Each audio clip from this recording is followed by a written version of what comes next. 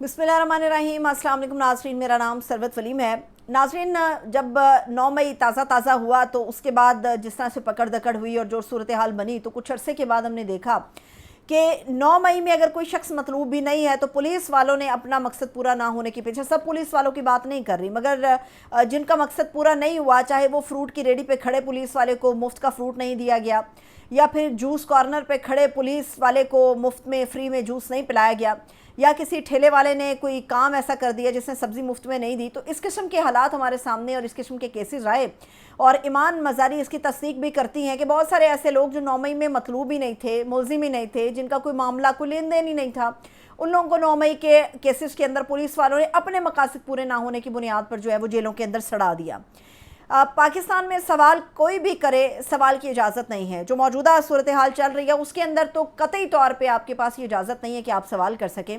और फिर ये भी देखना पड़ता है कि सामने खड़ा शख्स कितना ताकतवर है जिसे आप सवाल कर रहे हैं। सवाल करना जमहूरियत का हुस्न है और जमहूर जो है उसका काम ही सवाल करना है। मगर अब जो एक नया तरीका निकला, जो आज सनाउल्लाह मस्ती खेल साहब ने बताया, वो ये था कि वापडा के ऊपर सवाल करने पे जो उनको इबरत का निशान बनाया गया है वो ये कि उनके पूरे गांव के जो ट्रांसफार्मर्स थे उतार लिए गए, मीटर उतार लिए गए और उन्हें निशान इबरत बना लिया गया कि आपकी जुर्रत कैसे हुई कि आपने वापडा के चेयरमैन से सवाल कर लिया।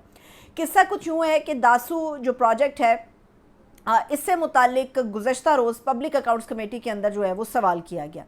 और इस सवाल के अंदर काफ़ी तल्ख बातें भी थी और सनाउल्लाह मस्ती खेल साहब ने बहुत सारे अहम नुक्ते जो हैं वो उठाए। और जो एक अहम नुक्ता था वो ये था कि जो मौजूदा वापडा के चेयरमैन हैं, उनसे सनाउल्लाह मस्ती खेल साहब ने ये सवाल किया कि हमें ये बताया जाए कि जो दासू प्रोजेक्ट है उसकी लागत इतनी बढ़ कैसे गई, जो 6 का हिस्सा था वो 6 को क्रॉस करके 36 तक किस तरह से पहुँच गया। और ये सवाल इतना तल्ख लगा वापडा chairman lieutenant general retired Sajjad Ghani साहब को कि रात गए उनके गांव के अंदर एक बाकायदा तौर पे रैकी हुई। अभी मैंने सनाउल्लाह मस्ती खेल साहब को सुना तो वो बता रहे थे कि रैकी इस तरह से की गई कि सफ़ेद डाला, वैसे तो काले डाले आते हैं लेकिन ये सफ़ेद डाला था, तो जिससे अंदाज़ा हो रहा था शायद वापडा का हो, लेकिन शायद मुखालिफिन का भी हो सकता है। तो वो कह रहे हम बड़े अलर्ट हो गए, अपने जब गाँव में थे हम लोग बड़े अलर्ट हो गए कि भाई ये डाला किसका है। तो वो रात गए रैकी हुई और रैकी होने के बाद पता चला जी हमारे घर का, हमारे रिश्तेदारों के, तमाम लोगों के जो बिजली के मीटर हैं वो उतार लिए गए, ट्रांसफार्मर गांव के उतार दिए गए, बिजली मुनक़ता कर दी गई। और ये सब कुछ उस एक सवाल के ऊपर हुआ, उन तल्ख बातों के ऊपर हुआ जो उन्होंने पब्लिक अकाउंट्स कमेटी में जुनैद अकबर साहब के सामने रखी, जो उन्होंने तल्ख सवालात जो हैं वो उस वक्त वापडा के चेयरमैन से किए और उसका अंजाम ये हुआ कि उन लोगों को बिजली से महरूम कर दिया गया। आज पीएससी के अंदर बाकायदा तौर पे इसके ऊपर एहतजाज हुआ और इस एहतजाज की जो खूबसूरती थी वो ये थी कि इसमें सिर्फ पीटीआई अपना दुख नहीं दिखा रही थी, इसमें मुस्लिम लीग नून के जो लोग थे वो भी उनके साथ दे रहे थे सनाउल्लाह मस्ती खेल साहब का, इसमें पीपल्स पार्टी के जो लोग थे उन्होंने भी सनाउल्लाह मस्ती खेल साहब का साथ दिया। तो मामला ये है कि एक सवाल करने के ऊपर आपके साथ क्या कुछ हो सकता है, इस सवाल की इजाज़त नहीं है, बाकी कुछ भी करो,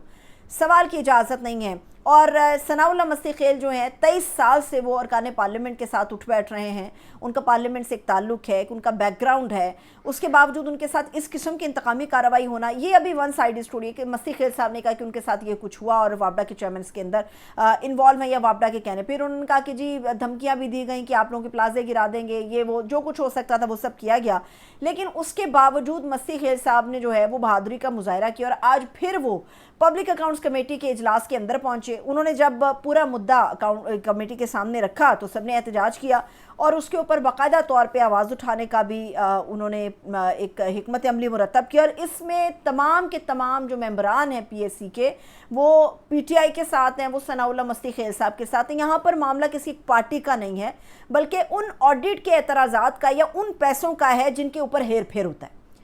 हेर फेर के पैसों के ऊपर जो सवाल है वो तमाम ने कहा कि जी होगा, लाजमी तौर पे होगा और आप जवाबदेह हैं।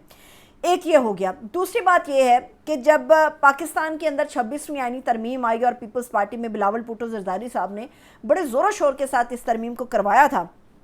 तो उस दिन से आज तक ये कहा जा रहा है कि जी अदालतों के और ख़ास तौर पे जजेस के जो हैं वो पर काट दिए गए हैं और ये साबित भी हुआ। بیرسٹر سلمان صفدر صاحب نے آج عمران خان صاحب سے ایک ملاقات کرنی تھی اور عدالت کے حکم پہ کرنی تھی، کوئی ذاتی چاہ نہیں تھی ان کی، عدالت کا حکم تھا اور عدالت کے حکم کے اوپر chief justice of Pakistan justice Yahya Afridi صاحب نے ان کو یقین دلایا تھا کہ آپ کو تحریری آرڈر بھی نہیں دیں گے، آپ جائیں گے، آپ کی عمران خان صاحب سے ملاقات ہو جائے گی۔ وہ بندے کو ہوتا ہے کوئی پتہ ہوتا ہے کہ ہاں بھائی میرا اتنا روب ہے یا میرا اتنا اختیار ہے کہ ہر بار میں سائن کر کے دوں، یہ ضروری نہیں ہے، میرے الفاظ کافی ہیں۔ اب سلمان صفدر صاحب نے بھی یحییٰ آفریدی صاحب کے جو الفاظ تھے ان کے اوپر یقین کر لیا اور وہ بغیر تحریری آرڈر کے جو ہیں وہ پہنچ گیا اڈیالہ۔ انہوں نے کہا لو جی میری تو آج خان صاحب سے ملاقات ہے۔ جب وہ اڈیالہ پہنچے تو جو اڈیالہ کے حکام تھے، جیل انتظامیہ تھی، انہوں نے کہا ہاں جی بھائی کس طرف؟ انہوں نے کہا خان صاحب سے ملنا ہے، انہوں نے کہا آرڈر، انہوں نے کہا زبانی آرڈر ہے، انہوں نے کہا چلے جاؤ یہاں سے، کوئی ملاقات نہیں ہونی یہاں پہ۔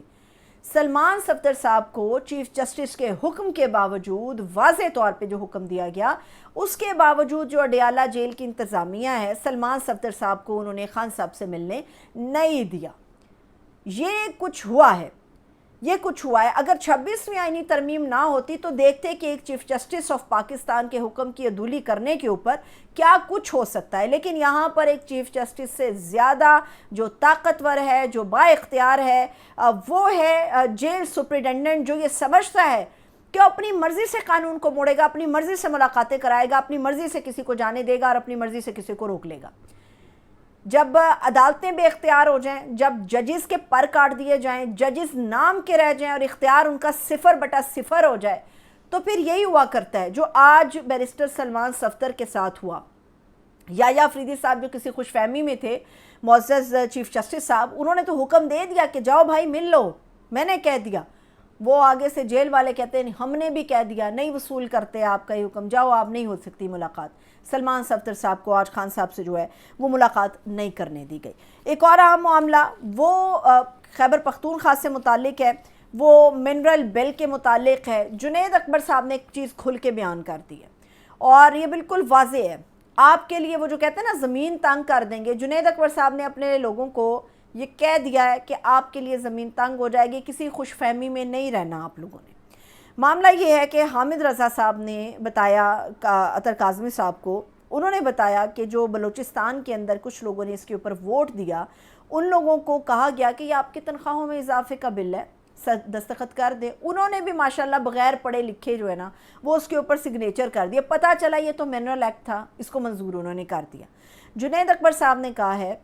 کہ کوئی بھی ایم پی اے اگر اس نے عمران خان صاحب کی مرضی کے بغیر ان کو سائیڈ لائن کرتے ہوئے منرل ایکٹ یا منرل بل کے اوپر ووٹ دیا تو وہ یاد رکھے کہ وہ ایم پی اے جو ہے اپنے گھر سے باہر نہیں نکل سکے گا۔ وہ جو کہتے ہیں نا اصل میں زمین تنگ کرنا، انہوں نے بتا دیا کہ کوئی بھی ایم پی اے جو خان صاحب کی حکم عدولی کرے گا، ان کے لیے ان کو سائیڈ لائن کرتے ہوئے خود اپنا راستہ بنا لے گا تو سمجھ لے گھر کی دہلیز سے وہ باہر نہیں آ سکتا۔ یہ پارٹی کی طرف سے بھی ہے سٹیٹمنٹ اور یہ پبلک کی طرف سے بھی سٹیٹمنٹ ہے کہ خان صاحب کی مرضی کے بغیر نہیں ہوگا، کیونکہ یہ نہایت ہی اہم نوعیت کا معاملہ ہے۔ اجازت دیجیے، اپنا خیال رکھیے، خدا حافظ۔